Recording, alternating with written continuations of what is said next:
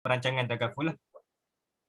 Okey, sebelum saya perkenalkan sikitlah kita punya speaker malam ni, kenapa benda ni penting untuk kita dalami ataupun kita ambil secara surface pun tak ada masalah sebab kita bukanlah orang yang dalam bidang, tapi at least kita sebagai ejen dan juga perunding takaful, kita kena ada knowledge tentang pengusaha harta pusaka lah.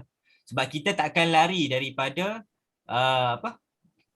isu apabila berlaku kematian, yang kita sebut sebagai hibah takaful lah. Jadi hibah takaful ni orang akan tanya juga, klien akan tanya. Memang saya pun selalu klien tanya lah. Kadang-kadang klien tanya, ni hibah buat hibah untuk harta ke? Suami saya ada rumah. Padahal kita ni ejen takaful. Apa kena dengan rumah dengan dia punya harta suami dia? Maksudnya yang dia faham ialah kita ni ejen untuk hibah harta sedia ada. Okey, dia isu dia itu ialah suami dia tak pernah cerita pasal harta dia lah. Itu antara klien yang saya pernah jumpa lah. Okey. Jadi benda tu kalau kita tak ada knowledge asas kan, kita mungkin tak pandai untuk bantu dia untuk refer kepada orang yang betul ataupun bagi sikit knowledge tentang harta hibah sedia ada lah. Okey. Jadi benda ni ialah satu benda yang perlu kita tahu dan juga takut berlaku salah faham kita tentang apa itu hibah takaful dan berbeza dia dengan pengusaha harta pusaka lah. Sebab kadang-kadang, bukan kadang-kadang, memang kita boleh tengok sekali sekarang ni mana-mana ejen BBNU baru-baru nak up ni kan baru-baru nak up ni ataupun ejen yang lama yang masih lagi tak nak menggunakan ilmu yang betul, dia akan katakan yang takaful ni, hibah takaful ni untuk bayar hutang kan. Walaupun benda tu betul tapi konsep tu tak dijelas secara bertepat lah. Untuk bayar hutang, okey, dia menyelesaikan harta pusaka, tak perlu nak faraid apa semua. Jadi benda tu boleh menimbulkan kekeliruan dan boleh menimbulkan orang kata negative thinking tentang pengurusan harta pusaka, yang mana pengurusan harta pusaka ni benda yang memang dah ada dalam Al-Quran. Okay? Takaful ni tak ada pun, memanglah ada kan. Ada ayat yang kita sandarkan tentang kafala. Tapi dia tak spesifik untuk pengurusan harta pusaka dan dia tak menyelesaikan pengurusan harta pusaka secara total. Okay? Jadi benda ni kita kena ambil tahu. Dan benda ni yang saya seronok sebenarnya berada dalam ISOF sendiri. Sebabnya bila saya sendiri belajar dengan Abang Syirab, Abang Ashrafuddin, kita apa yang kita explain dekat klien ni bukan sekadar nak close sale. Okay? Memang kita takkan nafi kita punya bidang ni ialah bidang sales. Okay? Bidang sales, kita kena buat sales. Tapi apa yang kita sampaikan kat klien tu bukan sekadar nak close sale. Okay? Kita sampaikan benda yang betul supaya klien carum takaful dengan fahaman ini tak menyelesaikan harta pusaka, okay? Ini tak menyelesaikan faraid, okay? Ini tak menyelesaikan apa itu hibah harta sedia ada, tak. Okay? Dia benda yang berasingan dan kita kena pandai beza dan fahamkan lah. Okay, itu banyak pula lah macam saya speaker malam ni kan. Okay, saya nak pass kepada kita punya speaker utama kita malam ni, iaitu Tuan Nazmi. Okay, Tuan Nazmi. Okay, saya mula mengenali Tuan Nazmi ni asalnya tahun lepas kot. Awal-awal tahun lepas lah. Asalnya waktu dia mula menyertai agensi ISOF. Okay. Saya juga banyak refer kat dia tentang pengusaha harta pusaka. Pertama sekali, hibah trustee lah. Bukan. Takaful trust. Okay, hibah trustee pula. Itu antara sebab kita tak pergi kelas lah. Kita tak faham. Okay, takaful trust. Jadi benda tu pun saya pun dulu confused. Jadi bila kita refer pada Tuan Nazmi, kita faham. Okay, itu ialah takaful trust. Bukan hibah trust lah. Okay. Jadi benda ni, apa yang saya kenal dengan Tuan Nazmi ialah seorang peguam. Okay, peguam yang menguruskan, mainly menguruskan harta pusaka lah. Peguam syariah yang menguruskan harta pusaka. Jadi beliau berasal daripada Jasin kan? Orang Jasin kan? Orang Jasin lah. Jasin juga. Kita last minute MC, kita tak sempat daerah Jasin. Kita tak sempat nak minta ID sikit tadi, okey. Jadi minta Tuan Nazmi kenal diri sendirilah, okey. Jadi itu sikit sebanyak saya serah kepada Tuan Nazmi. Silakan. Okey, terima kasih saya ucapkan kepada Tuan Lokman Soharni. Kita punya apa pangkat tu? Managing Consultant lah. Sekarang pakai apa? Alah, bodoh lah. Nampak sangat tak ikhlas. Okay. So, terima kasih saya ucapkan kepada MC sebab bagi laluan kepada saya lah untuk saya teruskan sesi malam ni. Kalau dia tak bagi queue tu sampai sudah, saya senyap kan? Okay. Dia bagi queue tu, terima kasih lah saya ucapkan kepada Lok Su, kita punya top player dalam takaful ni. So, ilmu dia memang banyak, pengalaman dia banyak. Saya memang dambakan dia punya ilmu tu, skill tu. Cuma hari ni perkongsian hari ni tak ada apa pun. Simple je. Mungkin anda semua pun dah biasa dengar. Cuma saya top up lah mana yang longgar ke, mana yang terlepas pandang ke, ataupun kita buat ulang kaji lah, ulang kaji berkaitan dengan faraid dalam perancangan takaful. Tajuk dia lah. Kalau tengok tajuk Tuan Ashraf, Zoom tu macam faraid dalam pengurusan pusaka. Dia jadi macam memang faraid tu pusaka lah.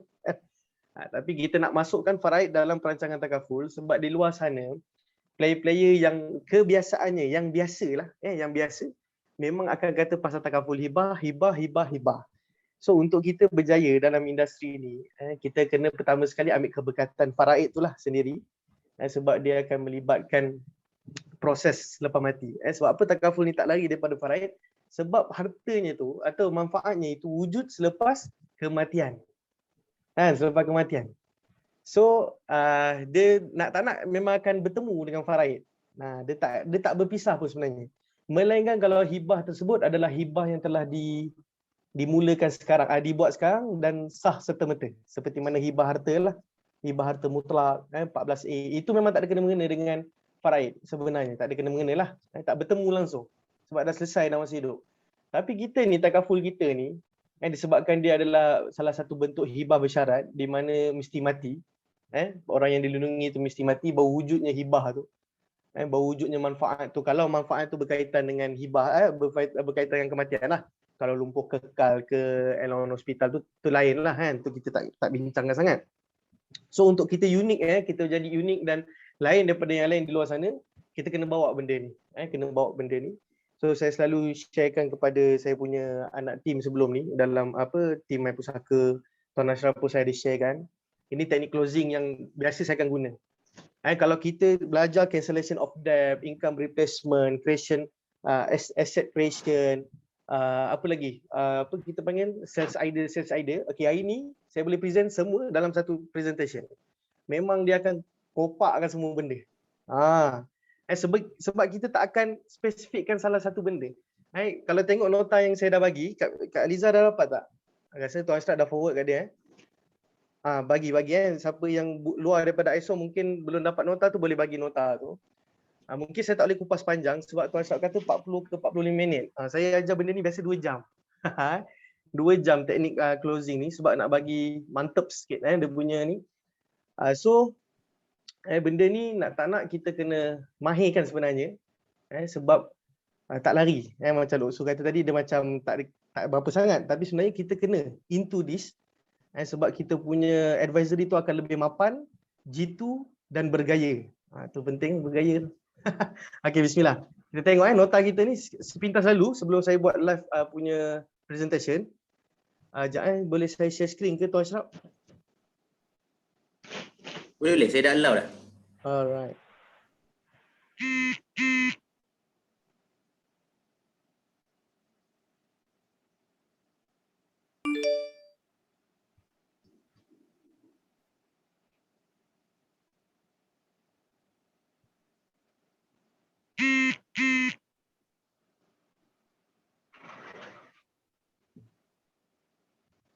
Okey.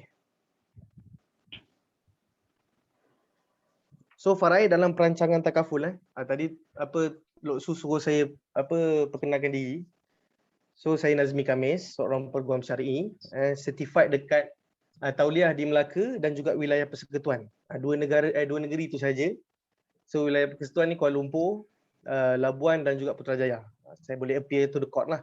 Tapi untuk negeri-negeri lain saya boleh buat advisory sahaja. Untuk appear ke court mungkin ada masalah sikit lah. Okey, asal daripada Melaka, graduan daripada USIM, itu dalam sarjana muda undang-undang dan syariah, insya-Allah. So itu sajalah, yang lain semua dah kenal kot. So ni ringkasan lah, saya buat ringkasan juga. Faraid itu bukan sekadar pembahagian, tetapi membimbing kita dari pelbagai sudut kehidupan. Terutamanya berkaitan dengan tanggungjawab kita kepada agama, diri sendiri, keluarga dan masyarakat. Ini totalnya faraid ni. Bila kita mendalami ilmu faraid ini, kita akan nampak keindahan tu. Dia akan menegur setiap aspek daripada kehidupan kita.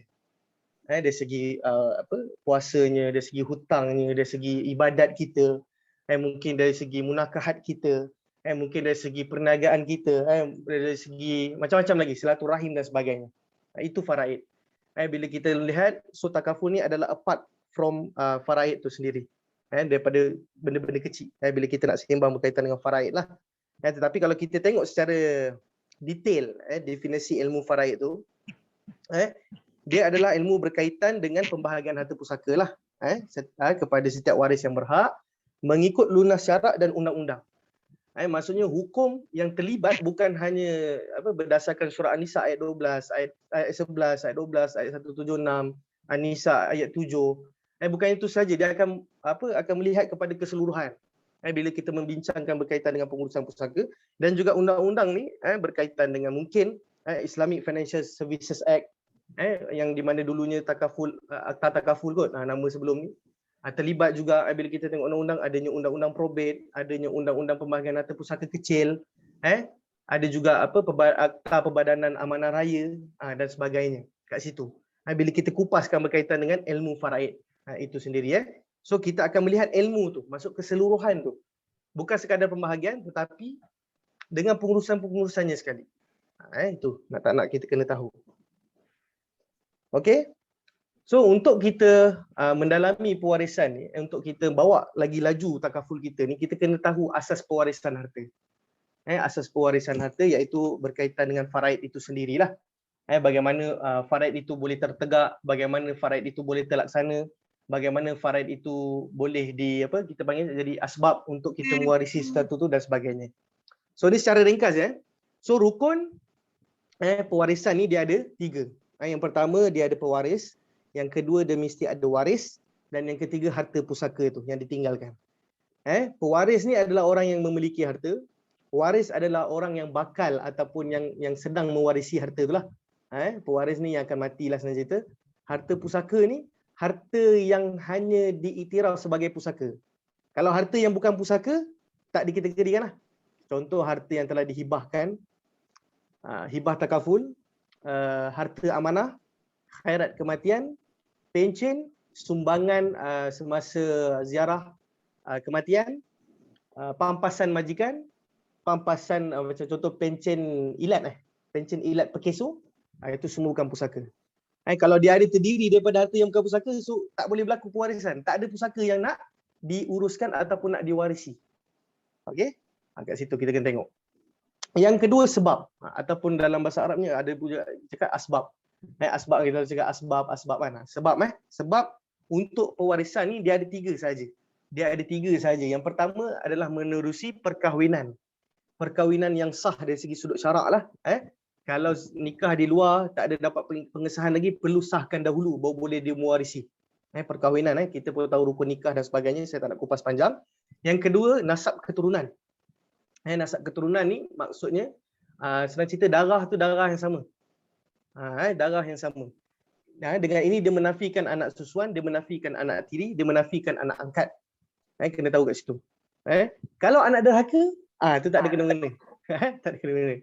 Okay, tak apa, kita tengok yang ketiga dulu, pembebasan hamba. Pembebasan hamba ni bermaksud kalau kita mempunyai hamba, kita memerdekakan hamba tersebut dan hamba tu mempunyai harta. Pada waktu kematiannya dia tidak mempunyai siapa-siapa pewaris untuk mewarisi anak yang tertukar. Anak tertukar tu kena tengok DNA dah. DNA tu. So kira asbab juga nasab keturunan. So kalau hamba tadi tu kita dah merdekakan. Kita dah merdekakan, dia mempunyai harta selepas itu, tetapi setelah meninggal dunia tak ada waris yang boleh mewarisi. So tuan yang memerdekakan hamba tu ada hak. Tapi sekarang ni kita tak bincangkanlah. Tak bincangkan sangat berkaitan dengan pembebasan hamba. Ada yang tanya, relevan lagi ke? Saya buat masa waktu ni mungkin tak ada lagi. Tapi kalau ada benda tu akan datang, kita pun tak tahu apa cerita kita ni. Mungkin benda tu akan berjalan balik lah. Okay. Yang ketiga, ini pun penting juga nak kena tahu, iaitu berkaitan dengan halangan pewarisan. Untuk mewarisi ni dia ada halangan juga.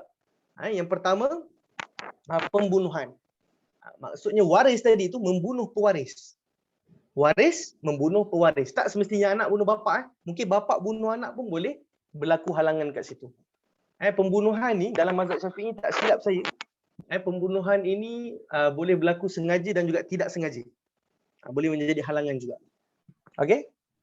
Adalah dalil dia, mungkin pernah dengar lah. Orang yang membunuh tidak mewarisi, macam tu hadis dia dan sebagainya. Yang kedua, beza agama. Murtad ataupun mu'alaf yang masuk Islam, keluarga dia yang bukan non-Muslim tidak boleh mewarisi. kalau dia murtad, dia tidak boleh mewarisi harta keluarga yang Islam. Lebih kurang macam tu. Pernah ada satu kes yang refer dekat saya, ni Maiz kot tak silap saya, kawan saya tu. Dah lama dah. Waktu masa tu dia tanya, betul tak Nazmi benda ni? Bila beza agama tak boleh mewarisi pusaka. Saya kata betul. Tapi kenapa? Ni ada budak ni anak murtad. So sekarang ni hujan yang terakhir kita nak guna bab ni. Bab harta ni. Tak tahulah apa cerita. Saya pun tak follow up, dah lupa dan sebagainya. Yang ketiga, hamba lah. Bila seorang itu waris, yang nak mewarisi ni dia dah menjadi hamba, maka dia tidak layak lagi untuk mewarisi. Dia terhalang lah. Okay? Dan yang keempat adalah syarat. Syarat pewarisan ni maksudnya bagaimana rukun ni ada, sebab ni ada, halangan ni ada, bagaimana pewarisan tu nak berlaku. Pewarisan tu nak berlaku macam mana? Yang pertama sekali mesti berlaku kematian pewaris. Orang yang memiliki harta ni perlu mati dululah. Kalau dia hidup lagi jangan kita suruh faraidkan. Confirm kena marah. Pak, faraidkanlah rumah tu ada 4 biji tu, faraidkanlah. Memang kena maki memang kena maki dengan bapak. Yang kedua, hidupnya waris. Mesti kalau waris tersebut, anak tersebut, biasanya anak lah. Anak ni meninggal lebih awal daripada bapak. So dia terhalang, dia memang tak dapat lah. So kalau si anak ni ada isteri dan anak-anak, kita tengok kemungkinan boleh dapat, kemungkinan tak boleh dapat. Kena tengok balik dia punya status hubungan dan sebagainya. Okey? Macam tu. Yang ketiga, tahu hubungan. Maksudnya contoh yang datang ni kata saya ni isteri keempat si mati ni, ataupun isteri kedua si mati ni. So kena tahu hubungan tu sah ke tak lah. Kena tahu hubungan ataupun kena tahu sebab perhubungan dia. Adakah menerusi perkahwinan? Kalau dia kata saya ni adalah anak dia daripada bini dia yang keempat dan sebagainya. So kena tahu hubungan tersebut. Kalau perlu kepada pengesahan nasab, buat pengesahan nasab. Kalau perlu kepada pengesahan nikah, buat pengesahan nikah. Sebab tu saya kata bila bincang bab ni, dia akan pergi munakahat, dia akan pergi bab-bab banyak lagi lah, besar lagi dan sebagainya. Isu yang berlaku juga berkaitan dengan hubungan ni. Amalan orang dahulu, dia suka membinkan anak angkat kepada bapa angkat. Benda ni. So benda tu ada yang berlaku masalah. Ada satu kes besar di Malaysia sebenarnya, tapi saya tak pasti benda ni direkodkan ke macam mana ke, tapi saya dapat cerita ni. Di mana salah seorang pembesar Johor, kalau ada baca buku sejarah kita ni ada nama dia. Panglima dia panglima ke tak, tapi dia pembesar Johor, nama dia Saleh Perang. Saleh Perang ni tak silap saya dia tak ada anak. Dia tak ada anak, tapi adik-beradik dia ada lah, dia ada adik-beradik. So harta pusaka dia ni masa dia meninggal diserahkan kepada anak angkat. Saya tak pasti fakta yang sebenar dia macam mana. Tapi lebih kurang macam tu. So sekarang ni waris daripada adik-beradik tu yang sepatutnya berhak mewarisi tu ingin menuntut semula daripada waris anak angkat. Tu cerita dia. Jadi masalah dah. Kekayaannya berbilion tak silap saya, berbilion. Okey. So yang keempat, syarat dia mesti tiada halangan. Mesti tiada halangan. So kalau kita tengok tadi, dah tahu dah ni isteri apa semua, tengok dia membunuh pewaris. So tak boleh lah dia mewarisi. Secara ringkas ni. Maaf saya terpaksa laju sebab presentation yang saya nak tunjuk ni lagi panjang. So 5 perkara ni cukup penting yang kita perlu tahu. Bila kita dapat present kepada klien kita, ni macam seolah-olah checklist untuk kita letak sum cover dia. Letak sum cover dia. Sebenarnya kalau kita main benda ni saja kita dah boleh kenyang dah. Okey, pertama sekali kos ke bumi. Kos ke bumi tu pun kita dah ada khairat kematian. Khairat kematian tu pun konsep dia sebenarnya takaful, kan? Kita masukkan duit sumbangan dalam masjid, tabung masjid, khairat masjid dan sebagainya. Bila meninggal, manfaat tu wujud, kan? 500, 800 ataupun segala kos yang dikenakan dan sebagainya. Lepas pusaka, kalau tak ada khairat kematian, kena ambil daripada pusaka lah. Kena ambil daripada pusaka, tolaklah berapa kos dia. Lepas tu tengok hutang Allah. Okey, kalau kita tengok dalam beberapa buku yang lama, memang kos ke bumi ni letaknya nombor 2. Hutang Allah ni didahulukan. Hutang Allah ni didahulukan ataupun hutang dia ni perlu didahulukan. Kalau kita tengok hadis-hadis Nabi, Nabi tak nak semayangkan, tak nak solatkan jenazah yang ada hutang. Sehingga ada harta yang untuk menyelesaikan hutang dia atau ada orang tolong bayarkan hutang dia. Barulah Rasulullah SAW sembayangkan jenazah tersebut. Macam tu sekali.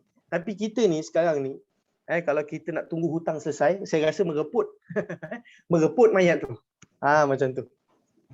So kat situ kita tengok hutang Allah dari segi fidyahnya bagaimana, badal hajinya bagaimana, zakatnya bagaimana, nazar dia bagaimana, dan sebagainya kat situ.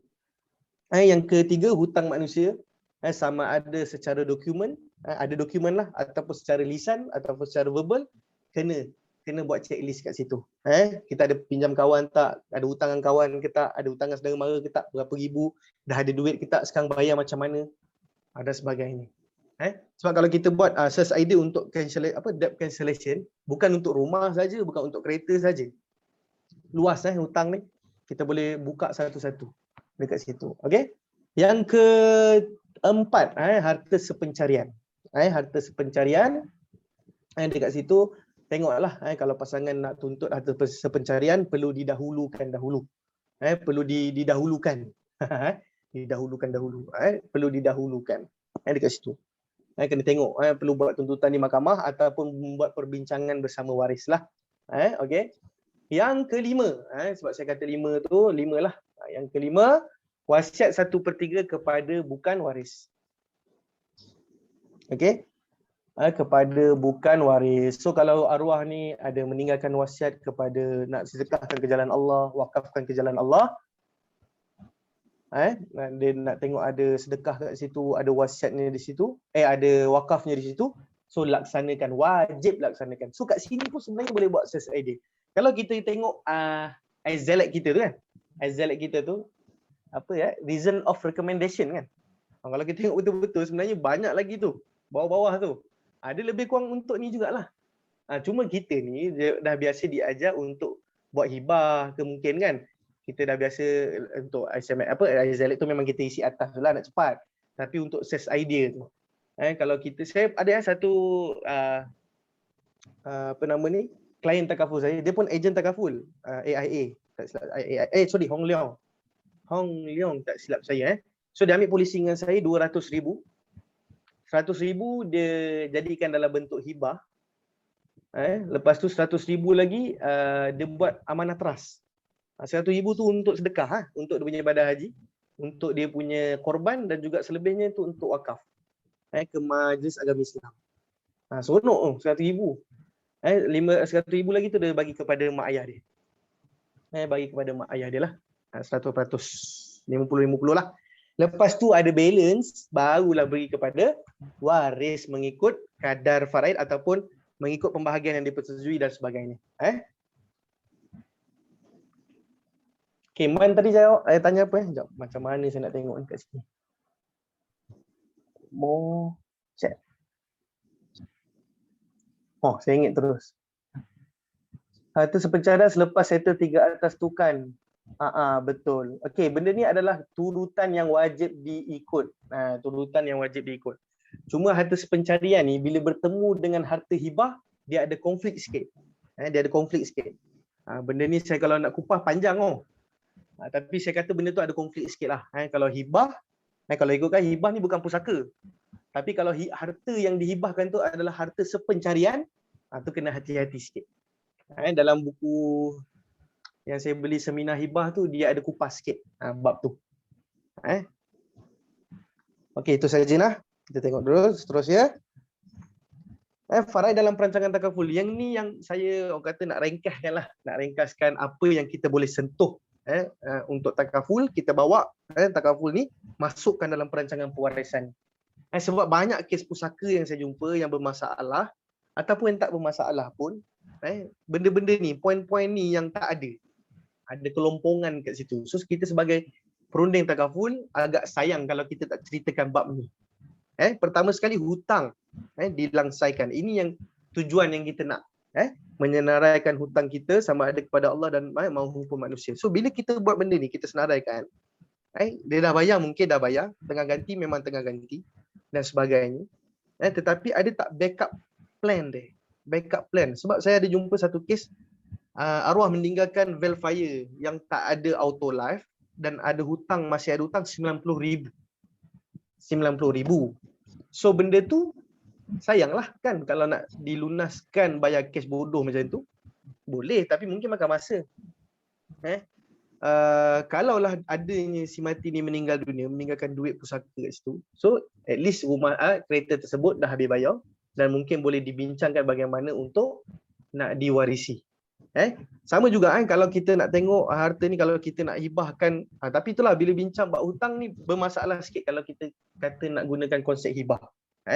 Tak apa, kita anggap benda tu tak hibahkan supaya jadikan pusaka sahaja untuk bayar hutang. Okey. Yang kedua, meninggalkan waris dalam keadaan senang. Okey, macam ni. Bila kita present nanti saya akan tunjukkan presentation dia. Kita akan tengok kita punya senarai harta kita. Kita akan tengok senarai harta kita adakah cukup untuk ditinggalkan ataupun meninggalkan waris dalam keadaan susah. Hutang pun banyak, tak ada harta lebihan, tak ada harta untuk survival, tak ada harta untuk sedekah dan sebagainya kat situ. Sama juga poin yang ketiga, saham akhirat. Sebab mungkin kita dah biasa duk sebut bab mati. Esok anak ni susah, bini susah, mertua berebut harta, pasangan kahwin lain, macam-macam lah benda yang dah buruk-buruk kat luar tu. Apa kata kita bawa satu nafas baru? Buat satu nafas baru. Jom kita ambil satu polisi 100,000, kita wakafkan ke jalan Allah. Bayangkan bagaimana kita kat dalam sana, kita dah masuk berapa kaki tu? 4 kali 7. 4 kali 7 kaki lah insya-Allah, lebih kurang Kita dah masuk dalam tu. Tiba-tiba malaikat ke Allah luaskan kubur kita tu seluas yang sesuai lah, sesuai yang terbaik. Disejukkan dengan suhu yang sesuai pada ketika itu. Suasananya ya Allah seronoknya, sesuai dengan pada ketika itu, disebabkan kita punya saham akhirat telah dilaksanakan. Sebab wasiat untuk sedekah ni dan juga mungkin manfaat takaful yang kita sedekahkan ni, dia adalah kita punya saham yang terakhir sekali, sedekah kita yang terakhir. Mungkin hari ni kita dah keluarkan dana untuk membina 10 biji surau. 10 biji surau. Saya ada jumpa klien yang macam ni. Dia cakap apa? Tuan, buat apa saya nak buat wasiat sedekah ni? Buat apa? Sebab saya sekarang pun saya dah ada 5 biji surau saya buat. Senang je, alhamdulillah. Saya puji dulu. Dia dah buat 5 biji surau. Tapi kalau kita meninggalkan wasiat, bukan takaful masa ni bukan takaful. Meninggalkan wasiat untuk disedekahkan, mungkin kita boleh dapat membina 5 biji masjid. Tadi surau 5 biji masjid, dan mungkin inilah sedekah kita yang paling ikhlas sekali. Sebab kita nak riak pun kita riak je lah dalam kubur tu, dengan warga-warga kubur yang lain. Dan sebagainya. So kat situlah kita punya poin-poin yang untuk kita pitching dan tekankan sikit di dalam presentation kita. Tak apa, nanti saya akan tunjuk. Okey. Okey, ini ni step-step dia. Step-step dia. So saya akan buka saya punya nota lah kot, notes untuk tunjuk bagaimana presentation tu perlu dilaksanakan. Okey, dia ada 5 step lebih kurang. Pertama, kenali waris dan bahagian faraidnya. Nanti saya akan bagi tahu bagaimana nak buat analisa faraid itu dengan mudah. Yang kedua, senaraikan harta. Yang ketiga, senaraikan hutang. Yang keempat, senaraikan hasrat. Yang kelima, senaraikan strategi. Okey, strategi untuk inilah untuk kita buat ni. Okey, untuk minimum masa yang diperuntukkan untuk kita present dengan klien secara ringkasnya. Kalau kita buat secara ringkas ni, dia akan pergi kepada setengah jam ke 45 minit. Secara ringkas secara ringkas. Kalau kita nak buat full mungkin ke sejam setengah. Sejam setengah. Bergantung kepada senarai harta orang tu juga dan juga senarai aset orang tu juga. Berapa kritikal benda tu. Okey. So saya akan sharekan macam nota lah untuk kita tengok sama-sama lah.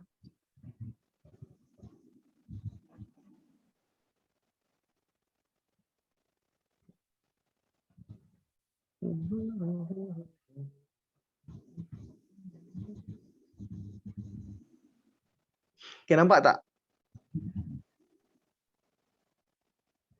Boleh siapa-siapa respon, nampak tak saya punya notes hitam ini? Okay. So kita akan tengok dia punya cara nak present cara nak present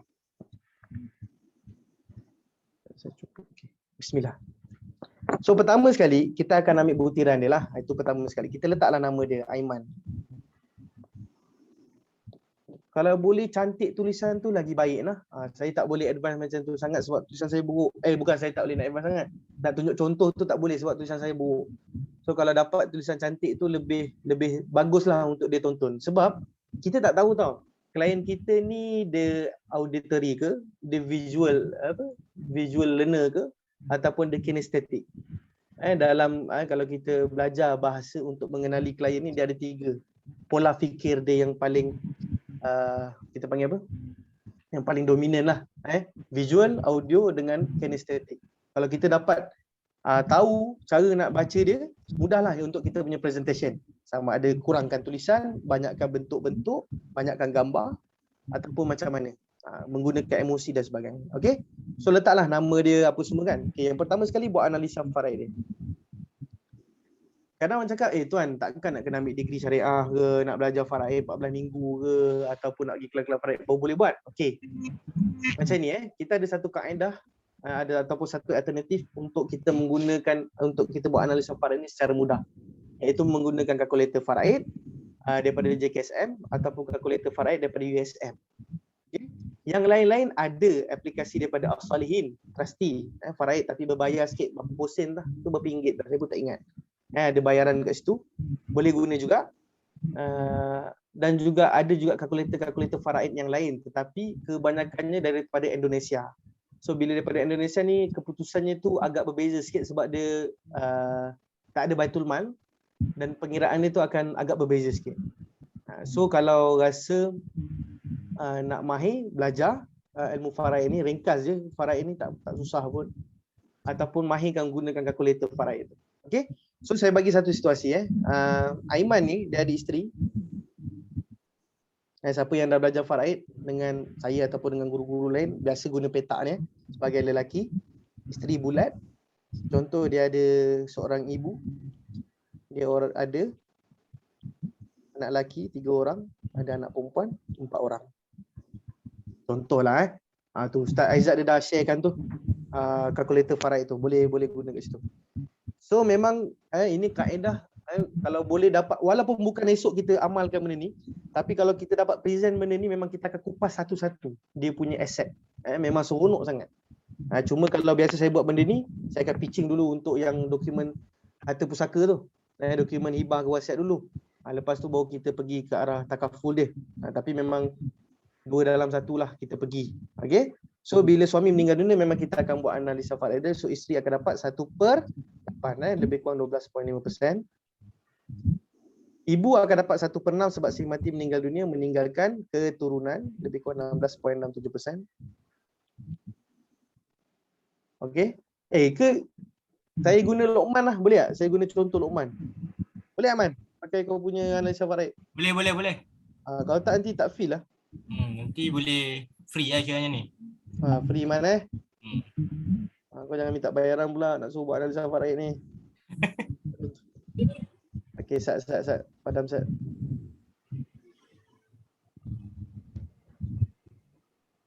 Padam pun setengah jam. Okey. So okey Aman. Okey, ada isteri betul? Ada. Orang ke 2 orang? Setakat ni seorang lah. Jujur Aiman sebab saya tak, kalau tu boleh PM tepi lah. Alright, mak ayah lagi Ada Man? planning. Ada. Mak ayah dah. Okey, anak berapa orang Man? Setakat ni seorang, perempuan. Laki perempuan Man. So bulat tu perempuan lah. Bulat tu perempuan, petak tu lelaki. So Man pangkah ni bukanlah kata dah meninggal, bukan nak santor ke apa, memang pangkah tu untuk kita tanda. Kalau rasa segan nak pangkah klien kan, coreng kan ke, cerakit apa, lorek kan ke, ikutlah kreativiti masing-masing. Nak letak kubur kat sebelah ni ke, terpulang lah. Tapi saya tak pernah lagi buat kubur sebelah ni. So isteri Man akan dapat 1/8 sebab Man ada keturunan. Walaupun perempuan tetap akan memberi kesan kepada isteri lebih kurang 12.5%. Kalau Man ministeri ada sebelah boleh tengok sekali. Okey. Ibu Man akan dapat 1/6 lebih kurang 16.67% sebabkan Man ada keturunan. Tak kisah laki ke perempuan. Dia akan efek kat situ. Untuk ayah ayah pula 1/6. Sama juga 1/6 dan asabah. Sebab man meninggalkan anak perempuan sahaja. So dekat sini anak perempuan pula akan dapat 1/2 lebih kurang 50%. Ini pun lebih kurang 16.67%. Baki kalau ada akan dapat balik ke ayah. Adik-beradik tak dapat. Adik-beradik man berapa orang man adik-beradik? 7. 7 Laki berapa orang, perempuan berapa orang? Tak termasuk man. Kalau tak termasuk laki 3, perempuan 3. Tulis juga, tak ada masalah kita tunjuk. So dekat sini terhalang lah, adik-beradik terhalang sebab adanya bapa. Tapi kalau bapa meninggal dunia, na'udzubillah min zalik, bapa meninggal dunia dalam keadaan waris seperti ini lagi, man pun belum ada zudat yang lain, masih ada anak perempuan lagi. So adik-beradik ada potensi untuk dapat kalau ada baki ya. Tapi kalau tengok secara rawaknya ada baki lebih kurang dalam 20% kot lebih kurang. Lebih kurang 20% ada baki kat situ. 24 ke tengoklah macam mana. So bila kita tengok analisa faraid ni, sikit sebanyak klien dah faham. Klien dah tengok analisa faraid dia. Apabila kita bentangkan faraid ni, kita kena tengok bahawa mak ayah kita dapat. Mak ayah kita ni, kenapa Allah beri lebih banyak daripada isteri?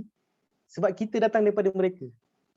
Daripada kecil, daripada kita umur 1 hari ataupun 0 hari, sampai kita mungkin umur 22, 23 dah kahwin kan. Macam Man kahwin bila Man? 2019. Umur. Oh, 25. 25. 25 sekarang umur 26. 27. 27. Man dah 25 tahun dengan mak ayah. 2 tahun baru dengan isteri, betul? Besarnya bagaimana Islam mengiktiraf mak ayah kita ni macam tu besar. 16.67%, lebih sikitlah daripada isteri kita. Tapi kita ni kalau merancang ni, isteri sahajalah. Isteri sahaja, anak sahaja. Mak ayah ni seolah-olah bukan keluarga dah. Bukan keluarga dah kat situ. Ada juga yang buat wasiat, nak minta saya tengokkan wasiat dia, langsung tak ada harta untuk mak ayah. Saya kata, kenapa tak ada harta untuk mak ayah? Mak ayah ni buat apa nak ada harta lagi? Kan? Buat apa? Mereka pun dah ada rumah, dah ada tanah. Sebab itulah faraid ni bukan sekadar pembahagian harta. Dia lebih mengajar kepada kasih sayang dan sebagainya. Bayangkan mana mungkinlah hari ni kita rasa mak ayah tak guna pun duit kita ni, tak minta pun. Tapi satu hari nanti mungkin masa kita tak ada tu tiba-tiba terkesan kat situ. So nak tak nak dia ada hak kat situ. So janganlah sampai tak ada langsung harta untuk mereka. Mungkin apabila membacakan wasiat di depan mereka mungkin sedihlah dia. Tak ada langsung harta untuk aku. Semua untuk isteri, untuk anak. Aku ni siapa? Mak ayah. Sebab itulah kena menghormati faraid. Kena tengok, ambil berkat faraid ni. Mungkin yang besar-besar macam rumah, kereta kan. Boleh kita tinggalkan untuk isteri dan anak. Tapi mungkin cash-cash tu kita tinggalkan sikit untuk mak ayah. Sama juga dengan takaful. Dalam perancangan takaful, nak tak kita bagi dana kalau kita tak ada ni, mak ayah kita yang mungkin masih hidup lagi, dapat duit sikit untuk dia buat umrah ke, mungkin untuk buat pergi haji ke, mungkin untuk membiayai kos rawatan daripada ketika itu susu tak ada lah, apalah, kos rawatan jururawat lah, apa, bagaikan. Kita pun tak tahu akan datang tu. Sebab tu kena ambil ibrah juga dengan faraid ni. Kalau kita dapat mahirkan, klien pun akan lebih tenang dan mungkin polisi yang kita nak close pun lebih banyak. Mungkin lebih banyak. Isteri ambil lah 100,000, anak ambil 100,000, mak ayah ambil 50,000, 50,000. Okey tak? Macam tu. Contohlah.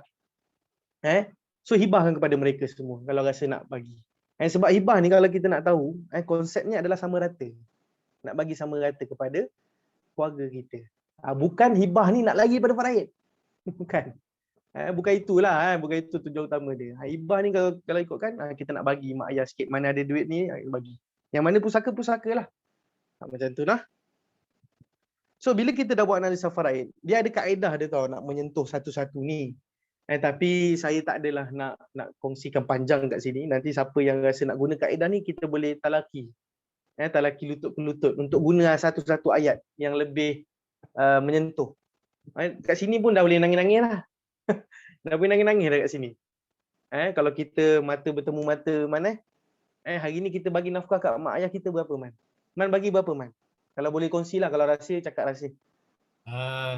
Setiap seorang 100. Seorang 100 Man So Masuk sejak orang bila tua. Man bagi Man? Oh, sejak kerja 2018. 2018 lebih kurang dah berapa tahun nak? Dah lebih kurang 4 tahun lah. 9 tahun. 3-4 tahun lah lebih kurang. 3-4 tahun lah. Okey, mungkin lah. Itu mungkin kita baru nak membalas, bukanlah nak membalas tu jauh sekali. Masa itulah kita baru nak meringankan sikit beban dia. Tapi tiba-tiba kita tak ada. Bukan hanya isteri dan anak juga terkesan. Mak ayah kita pun terkesan. Sebab tu dalam perancangan takaful, jangan kita sekadar melihat isteri dan anak-anak sahaja. Sebab tu itu boleh sentuh lagi. Okey. Satu lagi, kalau 16.67% takkan tu saja kita nak tinggalkan untuk mak ayah kita. Dah lah harta tak seberapa. Ni kita tak sentuh lagi. Dah lah harta tak seberapa. Tu saja yang kita nak tinggalkan untuk mak ayah kita. Allah, sikit betul. Mungkin kita lah anak yang diharapkan lah, apalah. Tu kalau kita buat fact finding yang lebih mendalam. Okey? Kalau nak menggugah iman dia, ada ayat-ayat dia. Ada ayat-ayat yang boleh menggugah iman dia, meramas-ramas kepala, otak dia dan hati dia. Okey, tak apa. Itu nanti kita akan pergi. Kalau ada yang berminat untuk guna kaedah ni lebih mendalam, saya akan share personal lah. Okey. Seterusnya, nombor 2. Kita dah tahu waris yang berhak. Okey, kalau ni juga, bila kita tengok macam ini, kadang kita tengok di kalangan adik-beradik kita ni, ada juga yang susah. Ada yang mungkin OKU, mungkin tak berapa pandai, tak berapa cerdik dalam kerjaya. So kita rasa kesian nak tinggalkan. Rasa kesian nak tinggalkan. So kita boleh tinggalkan dalam bentuk hibah kepada mereka. Kalau dalam bentuk wasiat tak boleh lah sebab dia tak dapat. Kalau kita tinggalkan dalam bentuk wasiat boleh. Wasiat boleh. Tapi kalau kita nak tinggalkan nak beri kepada adik-beradik yang bukan waris faraid kita, dia tak boleh letak sebagai wasi, dia kena letak sebagai hibah. Tinggalkan 50,000 mungkin kan. Tak kesian dah. Mungkin ada tak adik-beradik yang susah, ada tak rasa kita nak tolong adik-beradik kita. Kalau rasa okey tak apa, kita jangan goreng sangatlah bila dah tak ada tu. Jangan kita kata mana tahu ni kan adik-beradik susah. Tak payah. Kalau rasa ada, sebab ada juga klien yang saya jumpa, dia kata adik ni kurang cerdik, ada lembam sikit. So saya ingat nak tinggalkan duit sikit kat dia. Boleh lah. Tinggalkan dalam bentuk takaful boleh ataupun wasiat. Bagi kepada ni. Ada motor nak bagi dekat adik, boleh tinggalkan dalam bentuk wasiat lah. Tapi kalau kita membincangkan bab takaful, boleh kita susun kat sini. Alright? Itu secara ringkas. So nombor 2, bila kita tengok kat sini, klien dah faham. So apa sahaja harta yang kita akan tengok selepas ini akan dibahagikan mengikut kaedah ini. Mengikut kiraan ini. Melainkan kalau ada persetujuan yang lain. Okey, yang kedua, senarai harta. Setakat ni saya menggunakan konsep ini dalam presentation, tak ada pun yang sembunyikan harta dia. Sebab tu saya bawa saya punya title sebagai perunding pewarisan harta dan juga pusaka. Kalau kita hanya letakkan takaful, boleh, tak ada masalah. Mungkin dah ada sedikit pandangan yang lain. Tak, ni ada buat satu lagi. Kan tadi Mama kata nak bagi. Okey, Gato.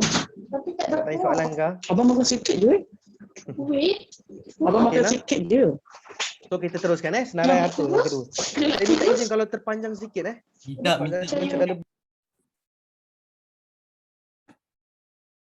Sorry. Yang tak termute tu minta tolong mute. Kita nak bagi laluan kat speaker. Okey, dengar. Okey, bismillah. Sebab tadi saya pun di-mute kan. So saya beritahu balik So kedua, senarai harta. So senarai harta ni bila kita kalau klien bila kita cakap okey tuan, okey puan, kita dah faham. So saya nak tengok sebelum kita buat perancangan takaful, saya nak tengok dulu senarai harta adakah cukup ataupun adakah perlu ataupun tidak sebenarnya takaful. Nampak tak? Tapi kalau tengok ni macam ayat ni macam menjahanamkan kita ni, kalau tengok cukup ke kan? Tapi ini yang kita nak kena buat supaya klien tak rasa macam kita ni nak closekan dia sangat untuk takaful. Ini antara kaedah lah. So kalau dia nak buat hibah ke, dia nak buat wasiat ke, dia nak ambil takaful ke, saya akan cakap macam mana? Okey tuan, saya nak minta tolong kerjasama daripada pihak tuan. Bila saya nak bantu ni, tuan kena reveal kan lah semua harta ni. Supaya saya tengok cukup ke tidak untuk hutang ke, apa ke, nak bagi kepada mak ayah ke, nak difaraidkan ke, nak dihibahkan ke, nak ditakaful, macam-macam lah. dan sebagainya. So tengok. Okey Man, setakat ni Man ada apa Man? Rumah ada Man? Rumah ada. Rumah ada Man Hmm. Loan ke satu nama Man? Dua nama ke satu nama? Satu nama. Rumah ni okey tak apalah, tu cukup. Satu nama, satu loan mana? Hmm.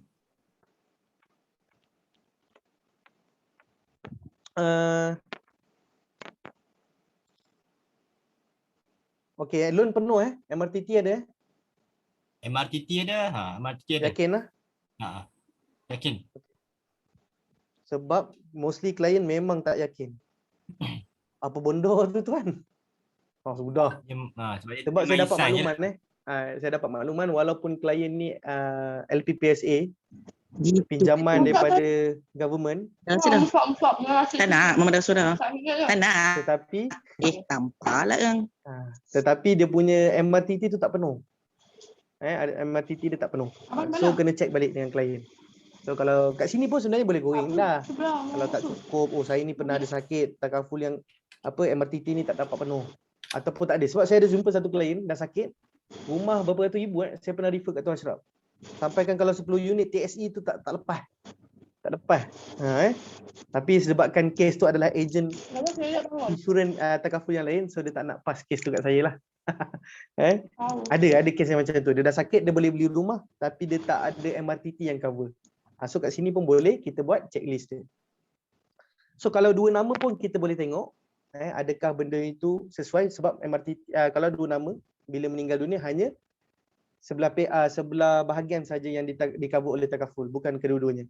So kalau nak memudahkan pasangan, buatlah satu polisi untuk hibahkan kepada dia, untuk dia boleh settlekan sendiri bahagian dia sendiri tu, yang nama dia tu, yang loan dia tu. Kalau ada takaful hibah, bolehlah dia gunakan duit itu untuk lunaskan rumah tersebut. Kalau dua nama lah, dua nama dua loan. Ada pun kes pernah yang saya jumpa yang kes Velfire tu, arwah ni dia ada 3 biji rumah 3 biji rumah 2 nama. 3 biji rumah 2 nama, dan isteri ni tak pernah bayar sesen pun rumah tersebut. 3 biji rumah tu dia tak pernah bayar pun. Tak pernah bayar. So bila meninggal, takaful hanya cover separuh. Bila takaful MRTT cover separuh je, separuh lagi dia kena bayar. Dia kena bayar dan benda tu membebankan dia. So dah duit tak cukup untuk bayar. So macam mana kaedah dia? Dia dah, dan yang lebih menyedihkan, dia meroyan. Istilah mudah dia meroyan. Dia bagi tahu orang ramai bahawa suami dia mati menyusahkan dia. Menyusahkan dia. So saya tanya ada takaful? Tak tahu. Tak tahu, mungkin tak ada, mungkin ada. So saya tak sambung kes tu sebab ada campur tangan daripada adik-beradik dia. Adik-beradik yang bukan waris faraid. Adik-beradik arwah yang bukan waris faraid, yang kata dia lebih pandai. So saya tak nak bising-bising. Silakan. Silakan. Saya tak tahu apa cerita kes tu. Okay. So Man ada rumah sebiji, satu nama satu loan. Ada tanah Man. Boleh Man jadi contoh ni Man? Boleh. Tak selesa beritahu Man. Okay Man, ada tanah lain, hartanah yang lain? Setakat ni tak ada. Mak bagi ke? Tak ada. Tak ada mana? Susu bunga ada lah. Tak dengar Man? Tak ada. Tak ada mana? Okey. Yang kedua kita akan tengok lah akaun dia apa. Kita tengok dulu kenderaan dia. Ada kereta Man? Ada kereta satu. Habis bayar Man? Belum lagi. Berapa hutang lagi Man? Ada dalam 19,000. 19,000. Ada auto life Man? Tak ada. Ini tak ada auto lah.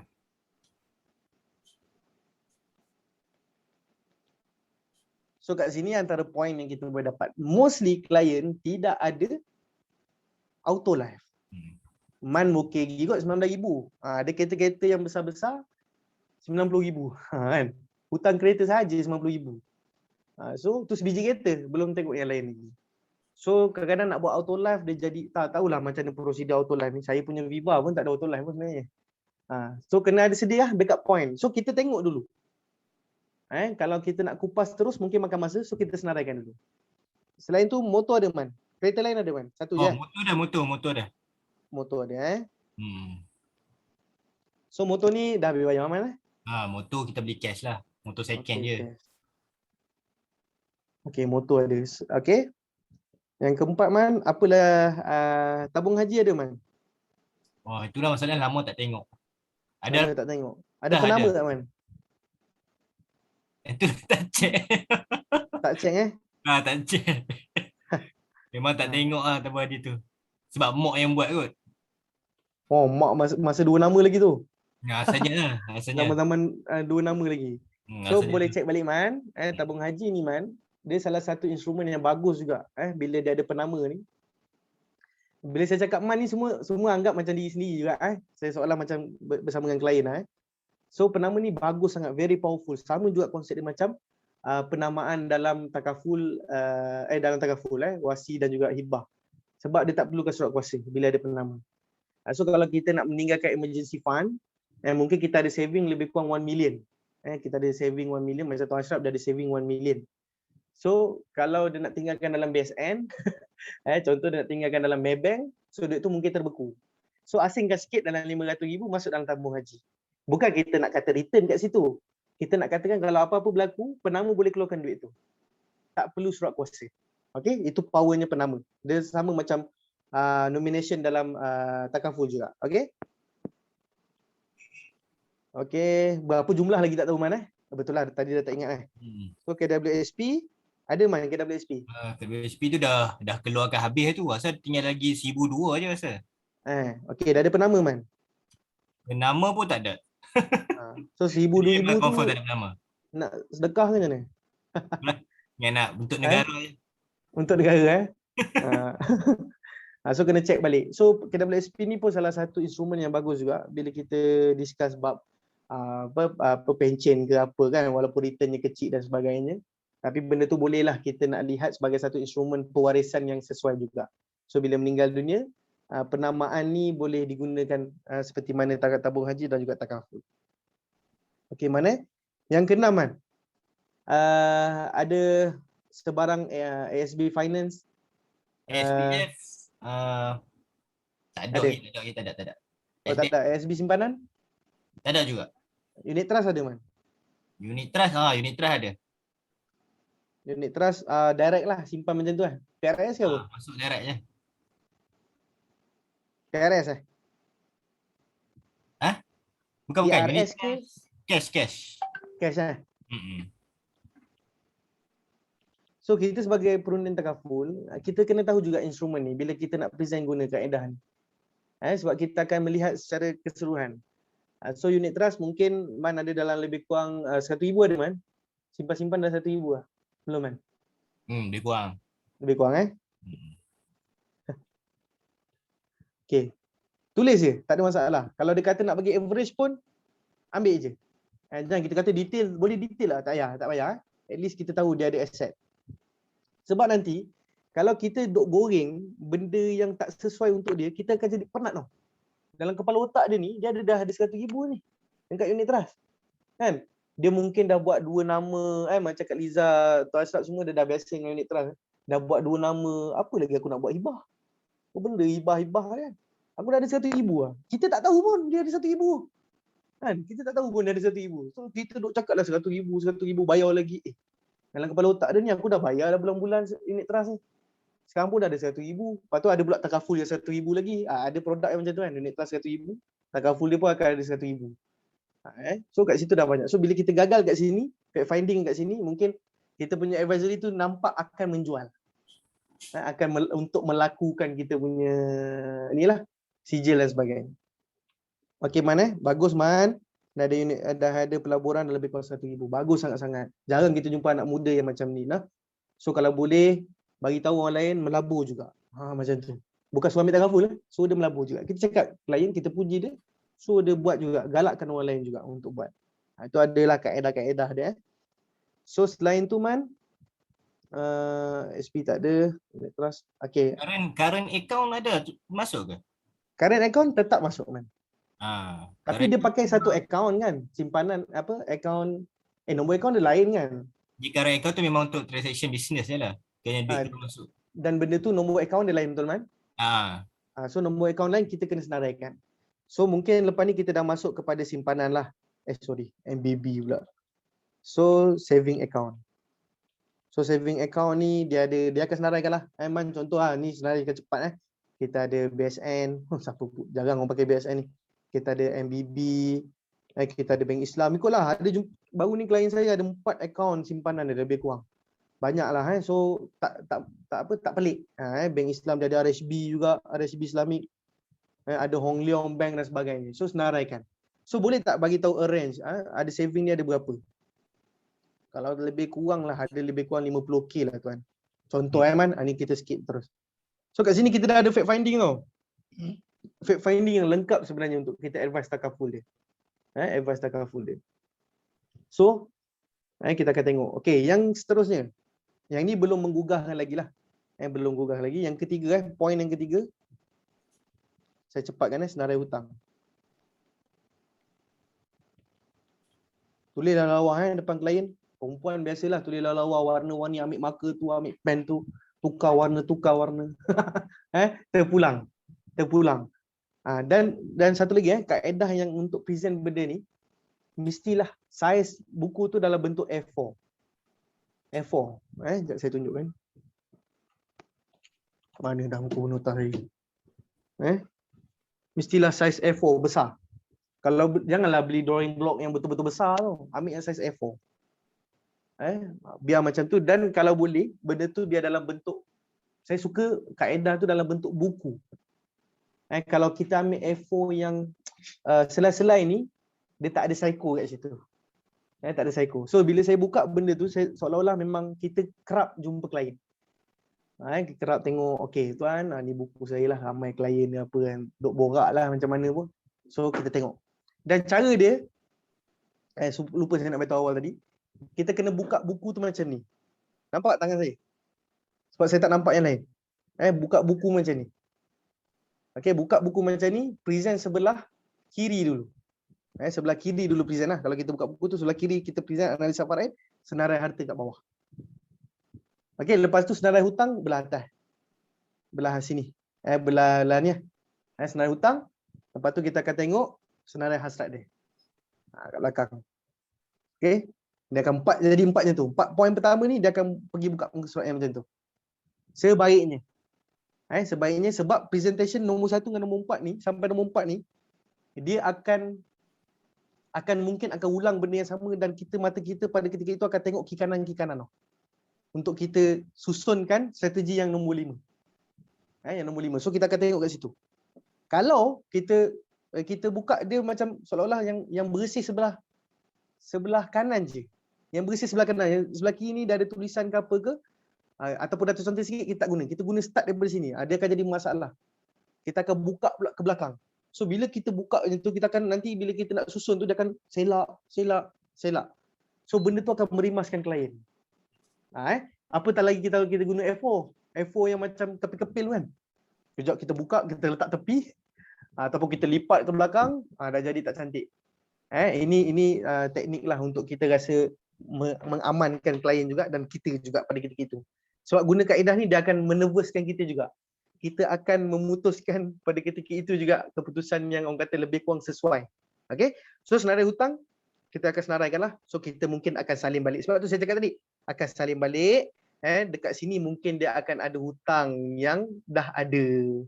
Okay Man, yang paling jelas aku nampak sekarang ni Man, hang punya kereta ada 19,000 betul Man Senarai 1. Kereta 19,000. Okay. Lepas tu kita akan tengoklah.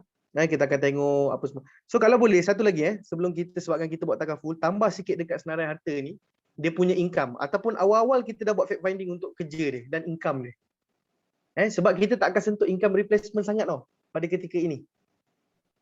Tapi bila kita nak buat penutup nanti, memang kita akan rangkumkan semua. Lupa saya nak cakap tadi, masa detail ni dapatkan pekerjaan dia terus. Dapatkan pekerjaan dia dan juga gaji bulanan dia pun dah cukup dah. Kat situ. Lepas tu kita goreng lah bawah-bawah ni. Seolah-olah benda tu kita tak tekankan sangat. Tapi kalau dia datang jumpa kita ni memang daripada posting income replacement, kita cerita je lah income replacement. Okay. Benda ni juga, kaedah ni juga, orang tu zero. orang tu tak ada kesedaran langsung, orang tu tak ada awareness langsung, dia tak faham pun sebenarnya apa tu takaful, apa tu pewarisan, apa tu pusaka ke apa ke, kita boleh guna kaedah ni. Daripada dia tak faham, dia boleh faham. Okay? Tapi kalau dia dah baca kita punya posting berkaitan dengan hibah ke, berkaitan dengan income replacement ke, kita boleh terus short kita punya presentation. Okay? Tapi kalau tak, kalau nak sedap juga, kita tambah lagi kita punya presentation tu dengan cara yang ini supaya dia jadi unik sikit daripada yang lain. Okay? Unik sikit daripada yang lain. So kita tengok senarai hutang dia. Okay, mungkin dia ada hutang dengan mak ayah. Mungkin saya sendiri ada hutang dengan mak ayah saya. Lebih kurang 30,000 contoh. Okay, ada 30,000. So kita ada hutang, mungkin hutang perniagaan. Kita mulakan pendidikan. Yes, pendidikan. Tapi kalau dah ada takaful, boleh juga senaraikan, tak ada masalah. Hutang perniagaan ataupun personal loan, kita ada lebih kurang 50,000 ataupun 100,000. Tengok kalau klien kita tu memang kritikal, kita bila senaraikan ni memang dia pun macam, saya pun ada hutang lagi lah dengan kawannya. Saya pun ada hutang ni dengan macam ni. So kita akan senaraikan. Mana yang ada takaful, kita tulis itu takaful. Tulis je takaful tu penuh-penuh. Takaful. Kalau MRTT tu dapat tulis takaful pun boleh. Bagus. Sebab benda tu, dalam kita panggil secara NLP-nya, secara minda bawah sedar, dia akan nampak takaful. Okay? Dia akan nampak takaful. Dan strategi kita yang terakhir pun, penutup kita nanti pun kita akan cakap pasal takaful. So kat situ dia dah ada sangkaan baik dengan takaful. Takaful ni settlekan loan aku, takaful ni settlekan biayaan aku, takaful ni settlekan pinjaman aku dan sebagainya. Cuma dekat situ mungkin kita akan tengok syarat untuk cover kat situ hanya untuk kematian dan mungkin lumpuh kekal. Tapi kalau penyakit kritikal, boring kat situ, poin-poin kat situ kan. Kalau kita nak senaraikan balik yang rumah yang ada MRTT ke tak ada MRTT tu pun boleh kat sini. Boleh juga kita senaraikan kat sini. Sebab kat situ mungkin critical illness tak cover. Betul MRTT tak cover critical illness. So kita akan cocok angin dekat strategi nanti. Senaraikan juga. Kalau dia kata, dah ada takaful, tak apa, kita senaraikan je dulu. Nanti kita akan tengok. Bila contoh kita letak nombor 0 rumah. Bila idea tu kadang datang ni, datang tak datang. Okey. Rumah mungkin Man baru beli Man. Dah lama beli. Baru beli. Berapa ratus ribu Man beli? 260. 260. So kita anggap mungkin ada lagi kurang 250 lah. Entahlah kat sini. Walaupun dia kata MRTT, tulis je lah MRTT ke tulis takaful ke kat tepi ni, terpulang. Terpulang. Tulis. Takaful kan. Yang tak ada takaful tu tulis lah. Tak ada ke ataupun biarkan kosong kat situ. Apa lagi hutang-hutang dia senaraikan. Kalau memang nak sentuh untuk dia punya hutang kepada Allah tu boleh lah. Zakat dia, badal haji dia, agak-agak dah buat haji, dah ada duit belum nak buat badal haji, boleh cocok angin kat situ, badal haji. Okey, buatlah senaraikanlah hutang-hutang dia, saya pun buat pendek je ni. So kalau kita nak masukkan juga, ada tak bayaran bulanan untuk sedekah? Potong-potong mana-mana akaun macam UNICEF ke, mana-mana majlis agama Islam punya potong akaun ke? Ada tak? Ada. Mungkin dia kata dia ada tolak dalam 200 untuk majlis agama Islam. So kita tulis juga. Sebab benda tu mungkin tambahan untuk poin kita nak closekan polisi untuk sedekahkan. Nak tak? Lepas ni tak, mungkin kita tak sempat dah nak bayar bulan-bulan. Nak tak kita terus wakafkan 100,000 ke jalan Allah? Kalau dia kata nak, letak dulu tepi. Nanti baru kita susunkan. Okay? So kita jump terus nombor 4. Ni yang kepada hasrat. Kalau cantik benda tu, macam saya cakap tadi, buku tadi, belah kiri atas analisa faraid, waris dan analisa faraid. Yang bawah senarai harta. Kalau nak buat compact ke, buatlah. Tulisan tu kecil sikit ke apa ke, terpulang lah. Yang atas ni senarai hutang, lepas tu yang bawah ni senarai hasrat. So senarai hasrat ni, dia banyaklah merangkumi. Kalau dia kata, Man, tadi aku rasa rumah ni esok kalau meninggal ni Man, dia akan bagi kat semua orang ni, tapi aku rasa aku beli rumah ni pun untuk isteri dengan anak-anak. Boleh tak aku nak bagi kat dia orang? Kat situ kita ambil point lah. Kita senaraikan rumah nak bagi apa semua kan. Lepas tu kita tengok strategi bab hutang ni pun sama juga kita tengok. So senarai hasrat ni, kita akan tengok satu-satu senarai harta dia. Rumah ni macam mana hang nak bagi. Nak bagi pada isteri. Okey, isteri. So bila kita tengok isteri ni, kita tulis je dulu hasrat dia. Okey, anak nak bagi apa? Mak ayah nak bagi apa? Cukup ke tak ni? Bila kita tengok hutang ni, harta yang kau tinggalkan ni pun tak cukup ni nak cover hutang ni. So macam mana? So kat situ kita akan tengok apa hasrat dia selesaikan hutang berapa ratus ribu. Nak bagi harta ni dekat anak, nak tinggalkan sikit duit dekat mak ayah. Tu senarai hasrat dia. Panjang kita akan tengok. Bagi je tahu, kau nak apa hari ni kau cakap je. Kau cakap je. Nak apa? Apa yang kita nak selesaikan masalah ni.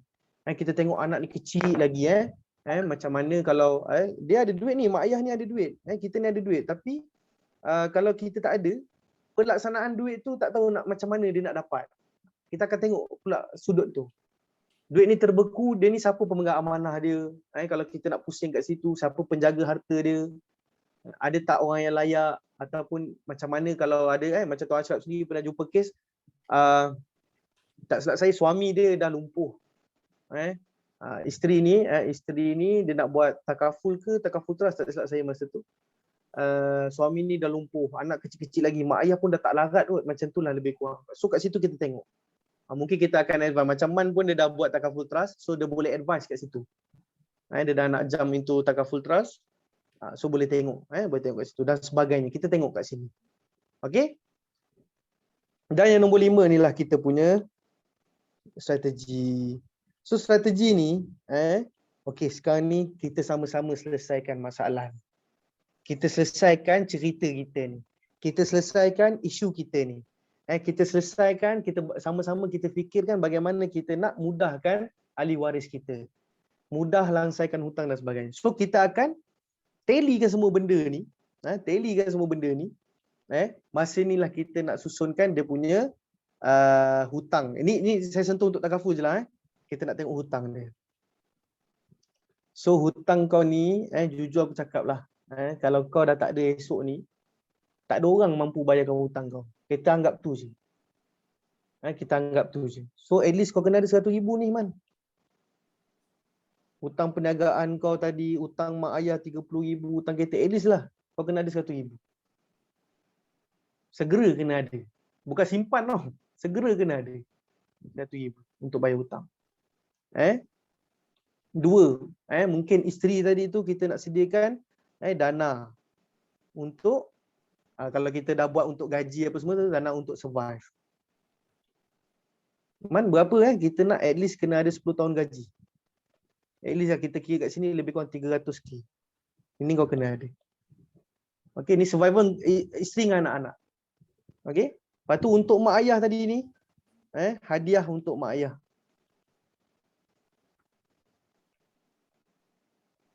Hadiah untuk mak ayah. At least kita bagi seorang 50k. Tulis dulu. Kita tengok. Tak cukup Man. Duit kita ni tak banyak ni. Tak banyak. Hutang banyak.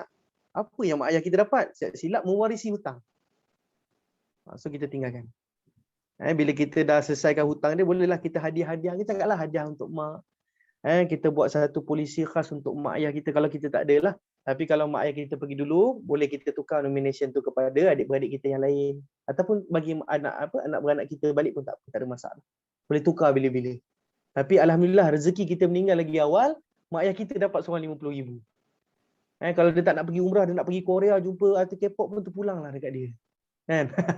Nanti kalau buat macam tu jaranglah mak ayah nak pergi Korea macam tu kan.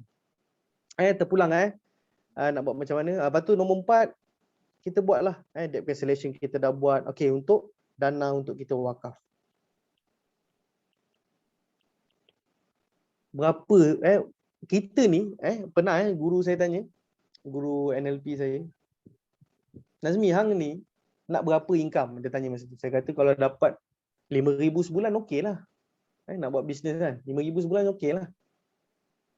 Dia kata, kau ni nak dekat sana kau nak besar mana rumah kau? Kat sana, kat akhirat esok kau nak besar rumah mana? Besar mana? Nak besar istana lah, nak besar macam istana Sultan Brunei. Ada 500 bilik ke 50 bilik, saya boleh tak ingat dah, besar lah. So agak-agak kalau kau nak rumah maligai besar macam tu, berapa dekat dunia ni kau nak kena tanam? Dengan income kau 5,000 masa tu, kita cakap lah kalau kau nak 5,000 income kau ni, agak-agak cukup ke kau nak simpan sikit untuk tanam kat sana? So at least kalau rumah banglo kat dunia ni, kau nak mungkin kau kena ada 200,000 ke 300,000 untuk ni. Apa salahnya kita buat sama juga harga dia. Untuk banglo di akhirat. Banglo di syurga. Ini kalau kita nak kejam maksud kita nak buat secara teli. Kalau kita rasa macam dia ni pun baru kerja, nak goreng banyak sangat, nanti dia pun tergebel-gebel tengok kita pun tergebel-gebel tengok dia. Tengok situasi juga. Ini saya buat conclude semua. Kalau Man, hang punya gaji 8,000 sebulan, 10,000 sebulan. Kalau kau spend lebih kurang at least lah RM30, RM30 untuk dapatkan RM300K. Ini goreng ni lah sebab kita akan masukkan dalam polisi. RM300,000 untuk kita sedekahkan ke Majlis Agama Islam. Okey tak? Ataupun RM50. Terpulang lah. Kita tengok fact finding dia betul-betul untuk letak jumlah ni. Sebab tu saya kata benda tu dia akan jadi cepat bila kita nak susun strategi dia ni. Masa kita present tu kita dah tengok kiri kanan. Kena berlatih lah. Dan kena tahu ilmu tu kena mahirkan. Bab hutang tu, aset ni macam mana nak dicairkan. Unit trust ni macam mana.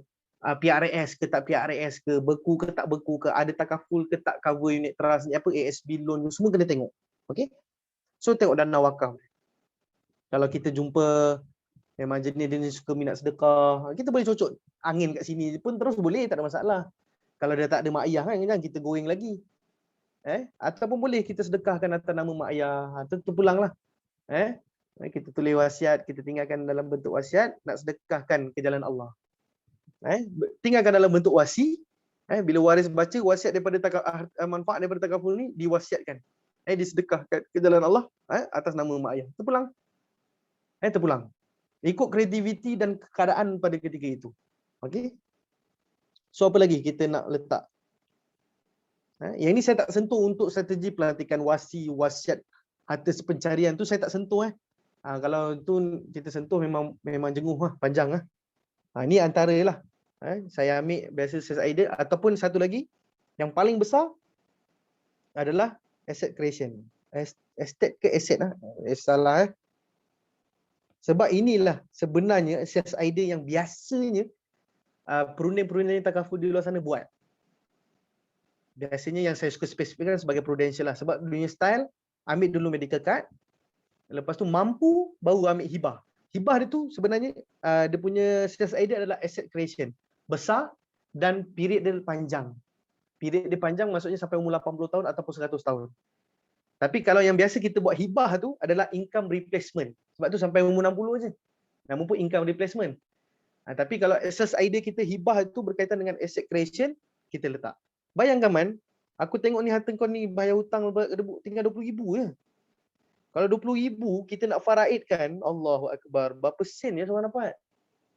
Kan? Goreng kat situ pula. Kalau jenis ada anak 4 orang, rumah sebiji, goreng kat situ juga asset creation. Nak tak? Sekarang kita ada sebiji rumah. Nak beli 3 biji rumah lagi mungkin tak mampu. Kita sediakan fund. Tapi kena 80 tahun lah. Quotation kena lain lah.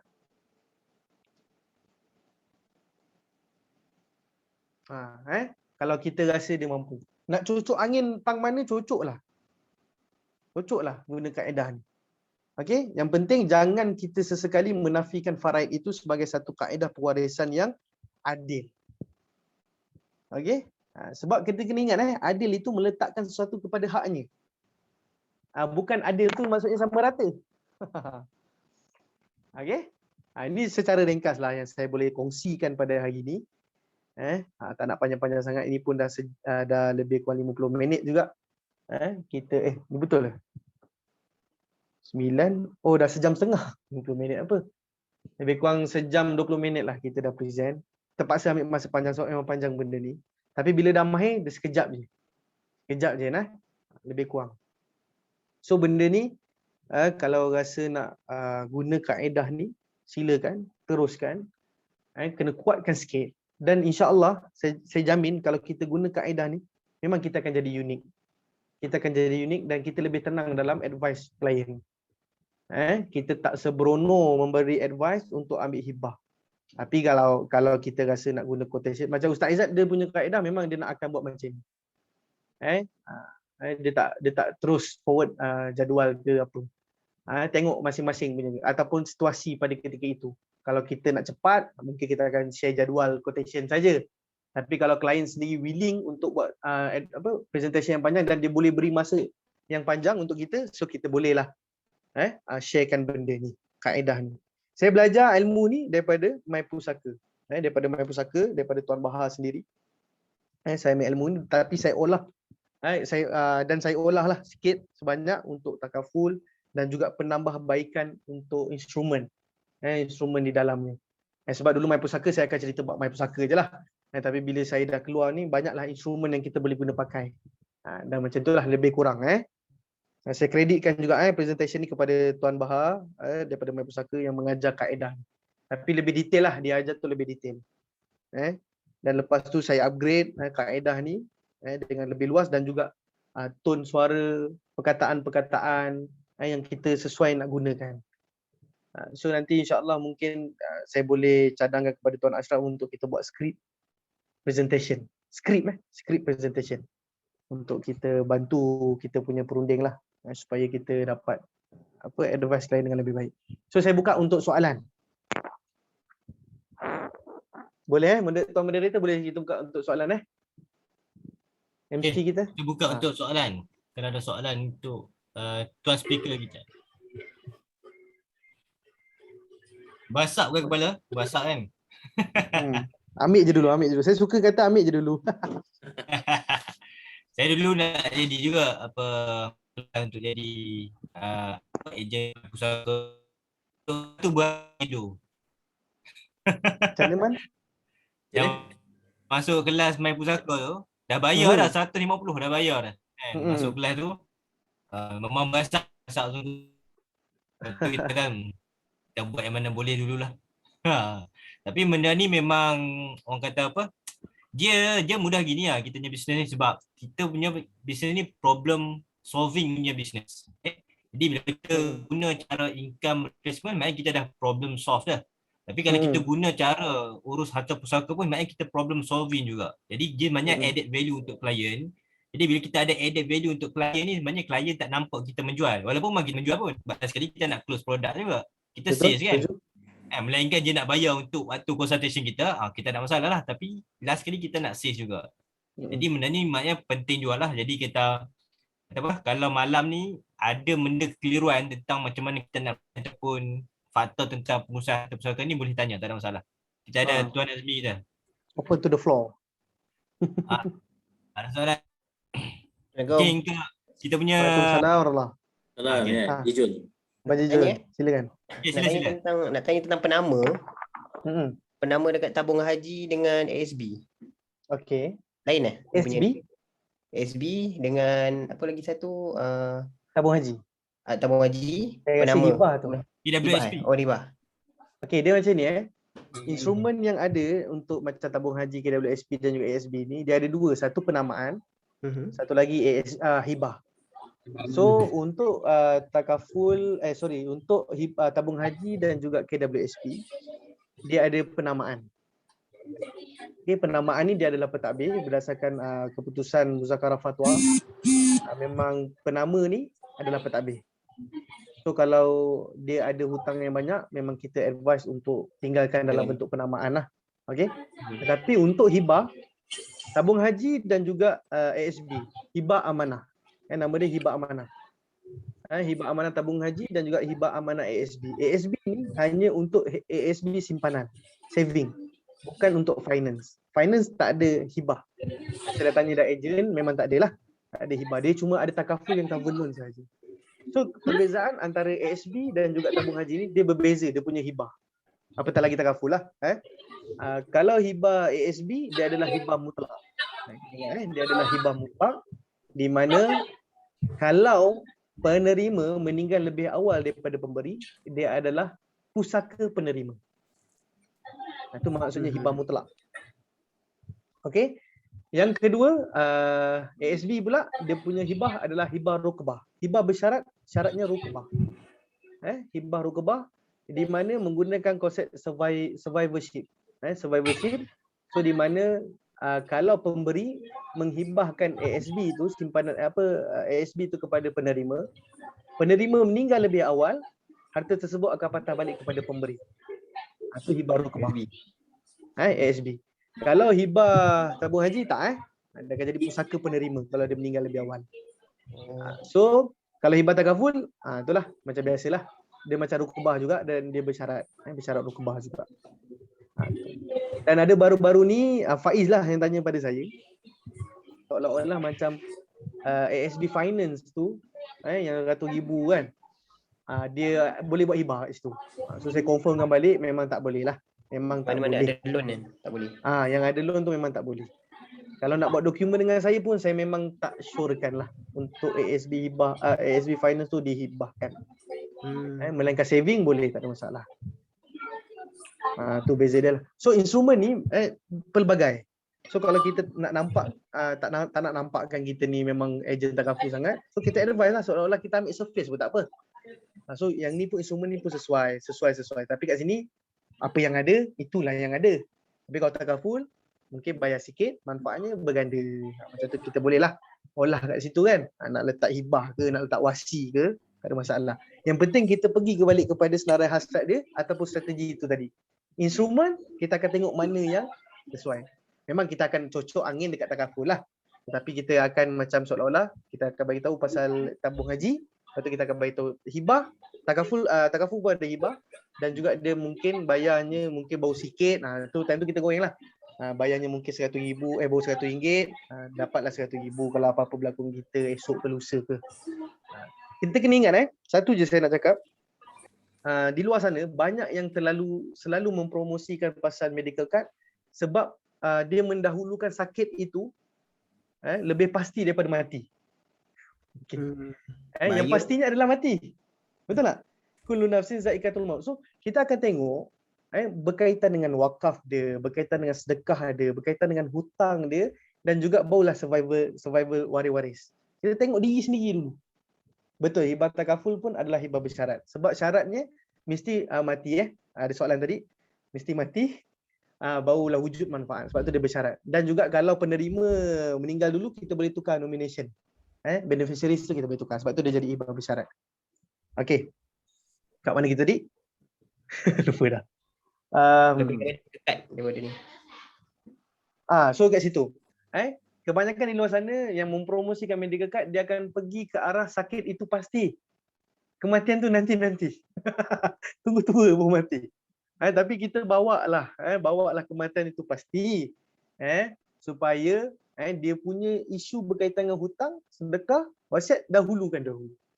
Untuk kos rawatan hospital ni mampu cocok angin. Tak mampu hold dulu. Hold dulu. Kalau bajet 100, jangan kita paksa dia ambil medical card stay alone AIA ataupun Hong Leong. Jangan. Ataupun ada RM200, ambil medical card dulu. Esok kau masuk hospital senang. Tapi ada punya manfaat kematian RM20,000. Allahu Akbar. Mungkin dengan Zurich lagi tak lepas kot RM200, saya tak pasti lah. Rasa macam murah juga tu. Zurich punya medical card. Kan? Murah-murah. Murah je. Kalau orang mampulah, mampu. So advice klien untuk hak ni dulu, nanti kita akan lagi seronok. Kita takkan fikir claim, kita takkan fikir sangat. Yang penting dia mati, insya-Allah dalam tempoh polisi tu sijil tubuh kod kuasa adalah manfaat yang wujud. Saya dah rasa claim, walaupun saya baru, saya dah rasa ada yang claim dengan polisi. Tapi alone hospital lah, walaupun RM40 sehari. Seronok dapat claim tu. 5 hari masuk hospital dapat RM200. Seronok saya rasa. Duit tu masuk. Mi, terima kasih Mi. Saya katalah. Tapi tu RM40 sehari. Kalau dapat RM100 sehari, seronok lagi kan. Betul seronok. Bagi tahulah kawan-kawan saudara mara. Macam tu. So kalau mati nanti dalam kubur tu dia akan terima kasih kepada kita. Mungkin kita akan di dalam kubur juga pada ketika itu. Dia akan terima kasih. Nazmi, aku dah ada RM100,000 untuk disedekahkan. Allah, masa tu kita, ya Allah, bersyukur sangat. Kalau cerita buat ni memang nak menangis. Allah, kita tak mampu nak sedekah yang banyak, tapi kita dah ajak orang sedekah pun dah cukup baik dah. Apatah lagi saya kalau nak sentuh kos pengurusan pusaka, bayar lawyer ke, bayar konsultan ke, nak buat sendiri, itu pun kalau kita sentuh tu lagi banyak dia kena sediakan dana. Tapi dalam keadaan tak pressure lah. Dalam mungkin RM200, RM300 dia dah boleh sediakan fund yang macam tu. Kita susunkanlah.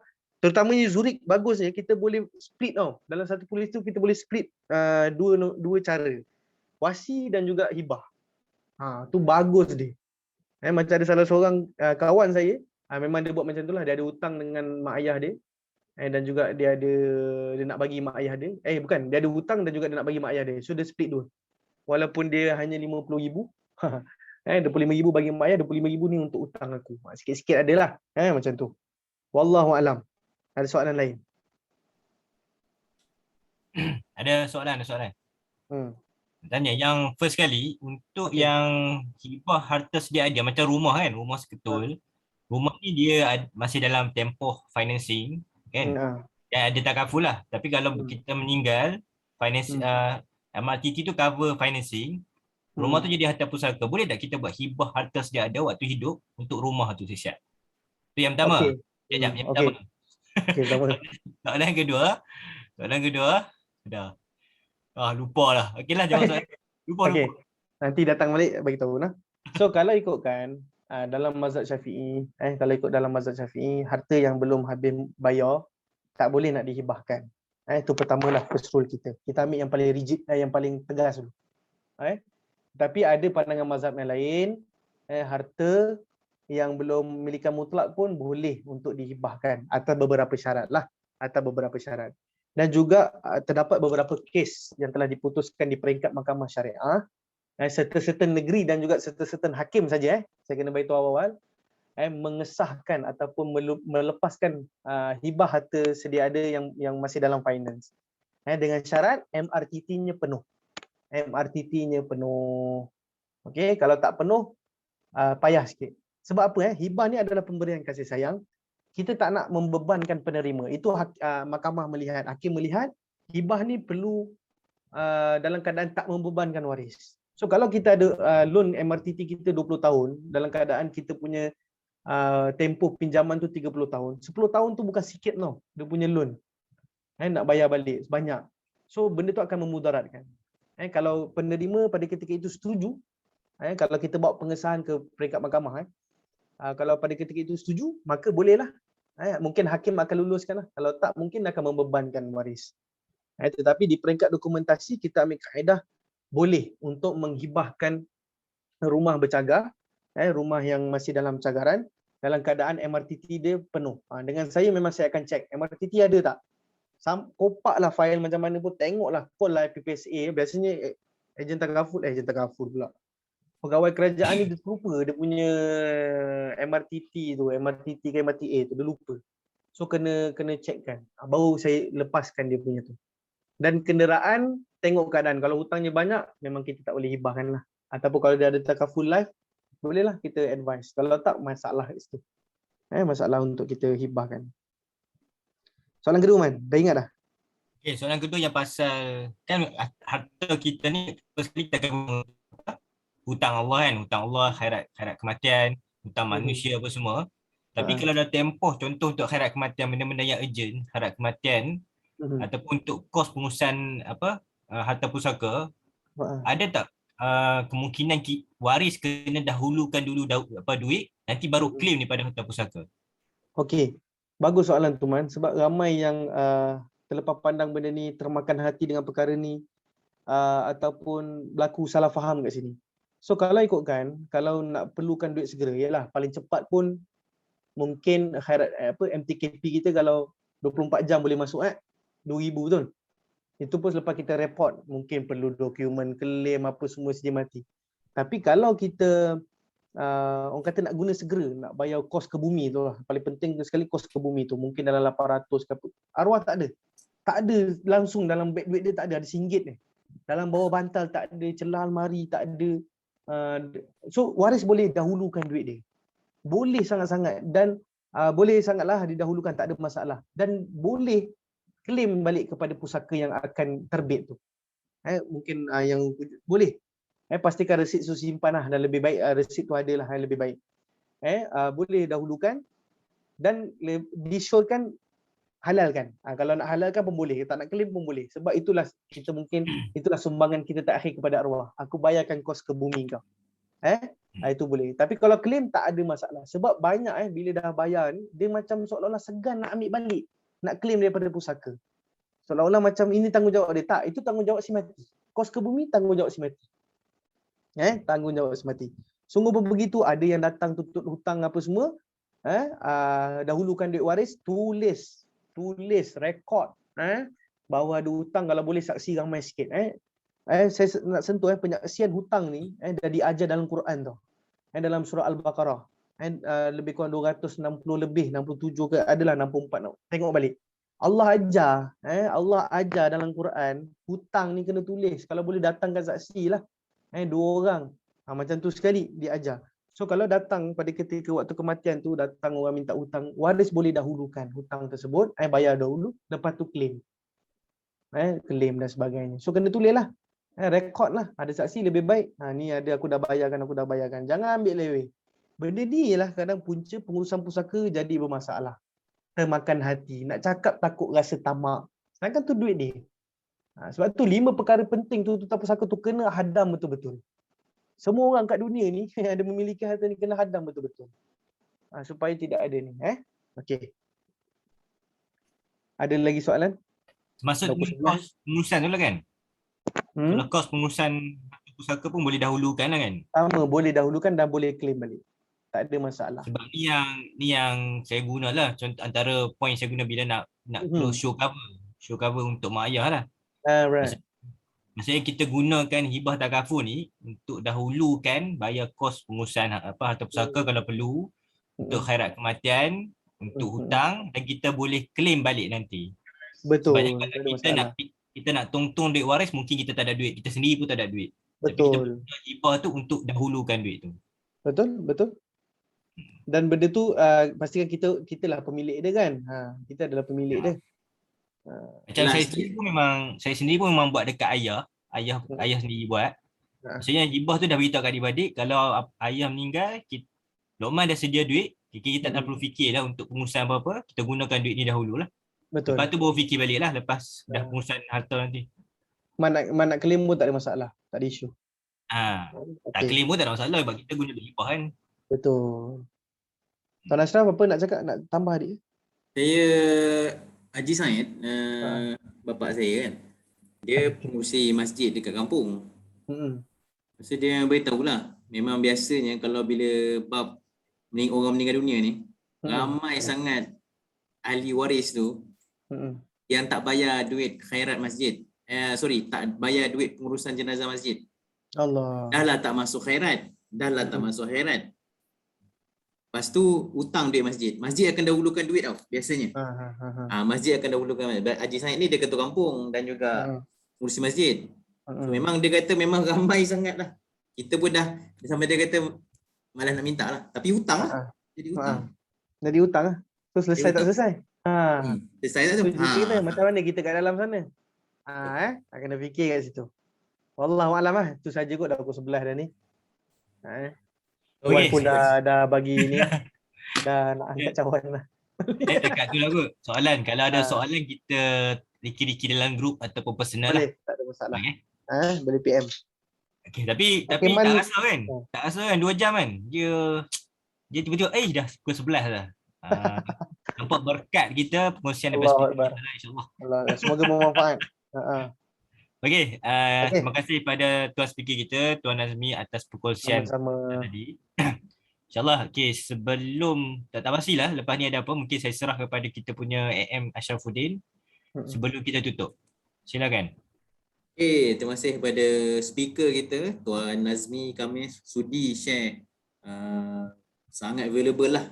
Alhamdulillah kita sebenarnya syukur sebab bila terjadinya musim COVID ni kan, ada satu hikmah lah, iaitu kita boleh buat kelas dalam keadaan walaupun kita jauh, kita boleh buat kelas macam ni.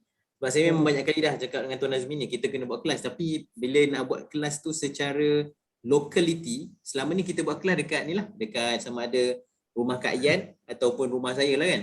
So dia bersifat locality kan. Dulu Tuan Nazmi ada pernah bagi sharing pasal faraid.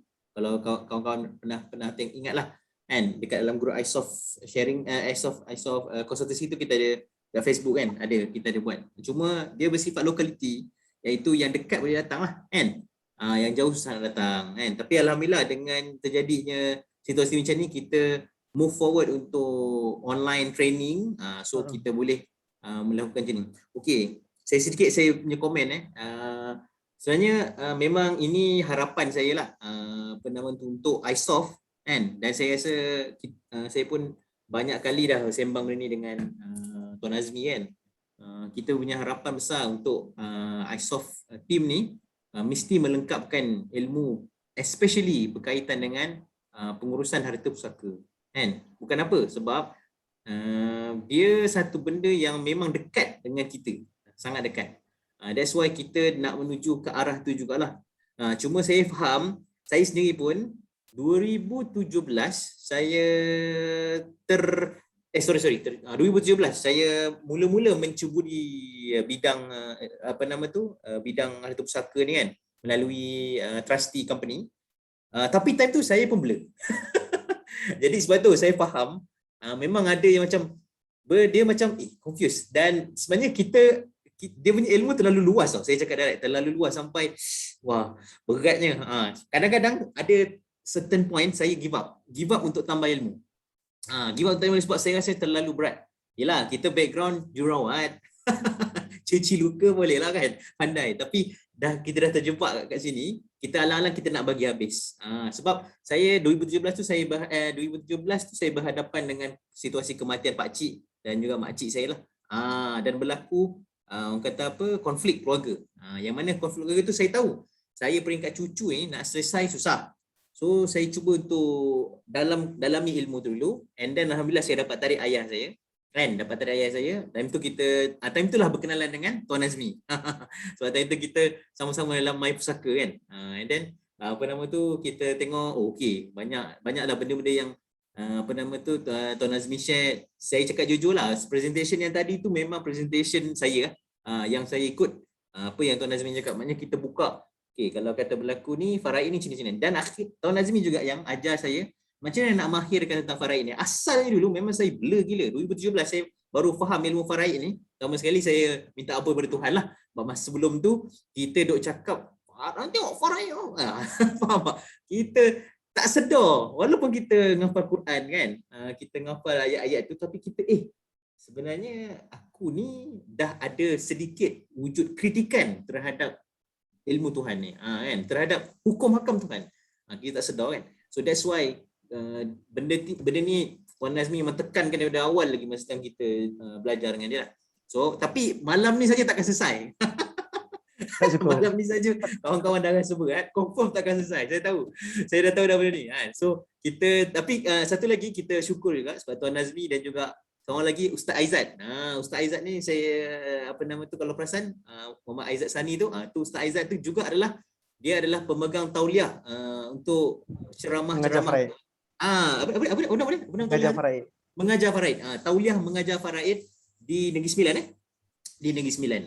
Okey. So maksudnya kita ada dua orang yang cukup alim lah. Kan? Dua-dua budak Yusim ni yang bagus-bagus lah. Rasa nak masuk Yusim lah dulu. Nyesal lah tak masuk Yusim. Mana budak UAE